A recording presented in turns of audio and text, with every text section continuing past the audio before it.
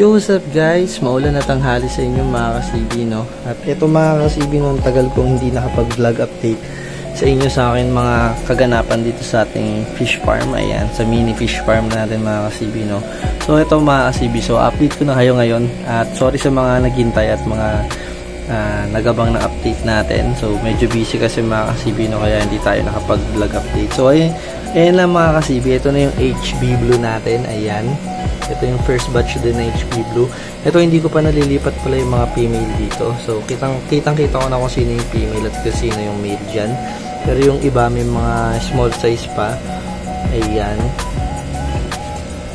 Ayan, tatakaw nila mga ka-CB, no? So kumakain sila ng BBS. So nilapagan ko ng BBS yan. Hindi lang kita yung video sa BBS. So lahat yan sila nilapagan ko ng BBS. Kasi mga payat na. So mga gutom na yan mga ka-CB. Ayan, mga gutom na. Gutom na sila. Ito pala, nalipat ko na yung mga female nito. So andito na yung female. Ayan. Ito yung female ng HB Blue. May tatlo dito. Ayan. Tapos ito naman mga female ng RDSS. So ang ginagawa ko ngayon dito sa mga breeding tank, grooming tank, exco, no, ganyan. 4 pieces na female yung mga lalagay ko dyan. So ayan. So ito kulang pa to. Pero wala na akong makitang female dito sa isang batch na to. So okay na siguro to. So tatlo sila dito. Tapos dito 4 na RDSS female. Ayan. Tapos dito sinacycle ko pa itong tubig na to. Dito ko lalagay yung female na itong kabila. Ito yung female na ito guys. Itong kabila. Ayan. So ayun nga guys, no. Lagi ko lang ulit napakita itong mga ating mga gapi dito na pinapalaki. So okay naman yung size nila para sa isang buwan. Ito wala pa isang buwan. Ito nasa isang buwan na to. Tapos na to isang buwan eh. Ayan, yung dito yung mga malalaki dito, puro female, puro male. Ayan mga ka-CB, puro male yan. Ayan o. Ayan, puro male o. Ayan o. So, ganda rin talaga nung nilabas na itong mga male dito. Ayan, lahat sila delta. At lahat talaga, ayan, feeling ko malalapad ang buntot na ito. So, meron dito 1, 2, 3, 4, 5, 6. Ayan, 7 na male, halos 7 na male to. Yung iba maliit pa eh. So, piling ko yung mga maliliit na yan, hihiwalay ko na rin yan soon. So, maghahanap ako ng pwedeng paglagyan ng mga, yun nga, lagi ako naglalagay ng tank for calls. Ayan, sa mga calls yun, sa mga cal gapi natin. So, pag cal kasi, yung mga wala na sa standard yun. So, minsan maliit na rin yung size. Minsan sa size, yun, ayoko na ng ganun. Maliit. Pero yung, ano dito, 6 or 7 dito na male, magaganda yung size. Ayan, so ayan, ang tinulongin nila. Tapos dito naman may RDSS 2 male dito, pero parang hindi okay eh, parang medyo ayan o, medyo may pagkatamlay ako nafe-feel sa kanya. Ayan, tapos medyo payat. So pag ganyan, ikakalgo na rin yan. Hindi ko kasi pinapakain sa master fish ko yun guys eh, kay Wanda Boy, kasi hindi nakakakain si Wanda Boy ng ating mga live na gapi. Ayan. Kasi ito may mga, ayan, may mga maliliit dito RDSS, second batch. So first batch kasi yan eh, pati yung female na nakabukod. Yung malaki na yan. So ito may second batch dito, ayan. Kita nyo diba? Ayan, marami-rami din itong second batch dito, yung mas maliliit. Ayan. Tapos dito naman, ano din to, puro first batch. Ay, first batch and second batch pala to. Yung mas maliit dyan, yun yung second batch. Yung medyo malaki na, 1, 2, 3, 4, 5, 6. Yung 6 na medyo malaki na. First batch yun. Ayan. So, ito guys, no, pinapalaki ko pa din to continue. So, sa mga nag-aabang ng RDSS natin dyan ulit, ng linya ng RDSS na to. So, hintay-hintay na lang guys, konti na lang. So, mabilis na naman lumaki to. Ayan. Bilis na lumaki. Yung ano nga dyan, ayun, yung dalawa nga dyan. Kita na male sila. Kaso parang di okay. So, ikakal ko na lang. Kapag ganun kasi pagpayat, parang ayoko na. Parang hindi nagkakakain, so kinakal ko na. Ayan. Dito din, ito hindi ko pa ito na paghihiwalay nga yung mga male and female na ito. Ayan, hindi ko pa na paghihiwalay, no. Ayan. Tapos pakita ko sa inyo guys yung ating mga breeder na matagal ko na nakakasama. So 6 months na silang buhay. Ayan, so itong big mama natin dito ng HB Blue. Ayan, ang tagal na niyang buhay, no. Pati itong lalaking to, tibay nito. Ito guys, 6 months na to halos sa akin. So stay strong sa amin. Buti nga hindi ako iniiwan ng breeder ko na to. Ayan. So, sobrang healthy. Sa kapansin ko, pag dito ako sa 5 gallon naglalagay ng breeder. So, healthy sila. Kaya nga dito nga, ayoko na minsan maglagay. Parang naisip ko ayoko na maglagay sa ganito ng breeder or trio.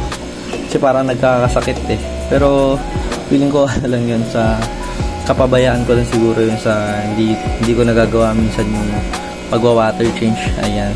Kasi dito medyo malaki, saka trio pair lang yung nakalagay dito sa 5 gallon. Kaya ayan sila, ano pa, healthy pa din hanggang ngayon. So ano na sila, nasa almost 6 months na sila. At itong RDSS natin dito nga sa RDSS natin, ano na namatayan ako dun, diba, sa may line 2 ko. So ito yung line 1. So, big mom na din. Big mom na to. Big mama na to nandito. Pati yung male na to matanda na. Kaya ako lang sila na napapanatiling healthy, guys. Hindi ko na to binibigyan kasi ng BBS. Kasi minsan talaga nakaka-apekto na yung pagbigay ng BBS sa mga gantong age ng gapi. So, lagi nyo tandaan yung mga kasibi na pag medyo matanda na talaga, 4 months up na yung age ng gapi nyo. So, huwag nyo nang pakainin pa ng BBS. Kaya nito hindi ko na pinapakain ito ng BBS. Saka once a day na lang ito kumakain, guys, ha. Hindi ko na ito binibigyan ng madami kasi matanda na. Saka ang focus lang naman natin, 'di ba, yung sa mga early age pa ng gapi is yung body. So makuha niyo yung body. Pero pag ganito na, malaki na kasi, wala na kailangan habulin pa. So ano na lang to, kailangan na lang ma-maintain yung quality. Tapos siyempre makapag-drop na makapag-drop. Pero yung body size, yung size nila is okay na. Ayan, laki na niya, no. Big mom na nga, oh. So din, big tatay na to. Big daddy na. Ayan, oh. Minsan big mom na rin yung isang HB blue natin na female na yan. So yan pala, mayroon yung first batch din. Yung first batch yan ng fry. First batch. Kasi yan, halos lahat yan first batch ng HB blue. So magkaiba ng female yan. Ayan. So nandito yung mga first batch nung isa yung big mom natin. So nandito yung 40 pieces na fry. Ayan, no. Ang bibilis din, diba? Ang bibilis na rin nila lumaki. So once a day na lang di kumakain yan ng BBS. So BBS pa rin naman yung kinakain, live food. Hindi ko pa din yan nai-skip ng BBS. So ilan days pa lang naman to, guys. Ayan. So ang daming nila dito. Nag-green water na naman. Ayan, ang dami. So lalapagan ko ng BBS ngayon yan. Wait lang, guys. Ito naman, breeder natin ng full gold. Ayan, sobrang gold na talaga. Kita nyo naman, diba, guys? Halos 24K gold na talaga yung male natin. Ayan. Ayan, oh. Para nga magbuntis na to, bilang lumaki yung chat. Gold na gold talaga, oh. Yan. Talagang platinum gold. Cover gold na siya nung kailan, hindi pa, diba? So inayaan ko lang din yun dyan. Tapos ito naman, mga kasibi, itong MSSBD natin dito na isang lalaki, tapos 6 na big mom niya. Ayan. Ang laki. Ayan, ang laki, oh. Bing, laki, oh. Ito nga kayo. Ayun, ayun, ang laki, oh. Dito, wala pa ako nakikitang fry. So sana mag-fry na to. Ayan, oh. Halos puro duckweed na nga nakikita ko dito, eh. Yung mga CB, no, ayan, no. Ito, in-offer ko to. May gusto kumuha na ito. Akala kasi gino-joke tayo ko na hindi big mom yung female.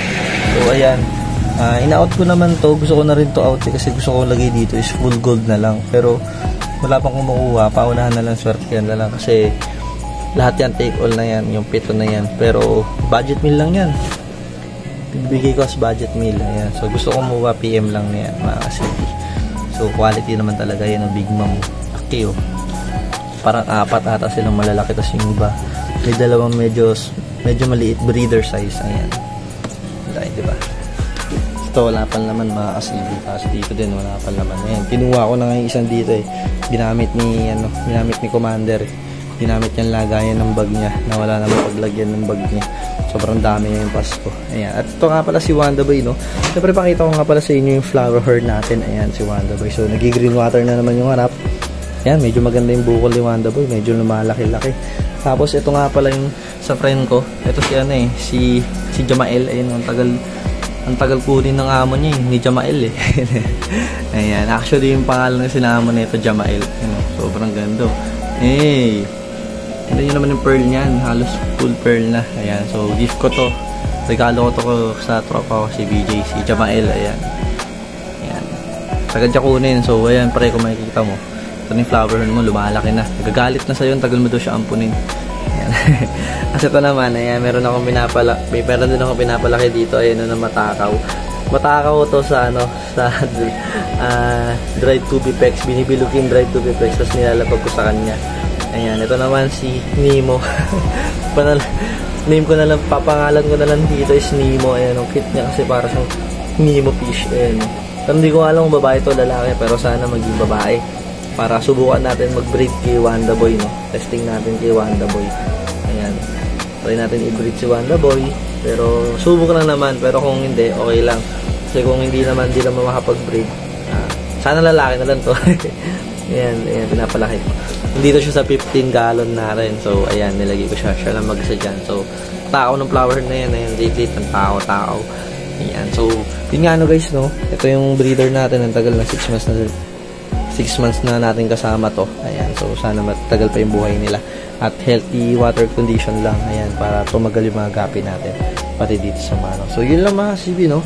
Yun lang update natin. Merry Christmas and Happy New Year sa inyong lahat. So, kita-kita na lang tayo ulit sa next upload ng aking vlog update. So, yun mga ka-CB Show. Shoutout sa lahat ng mga nanonood. Thank you sa inyo lahat. Peace, yo.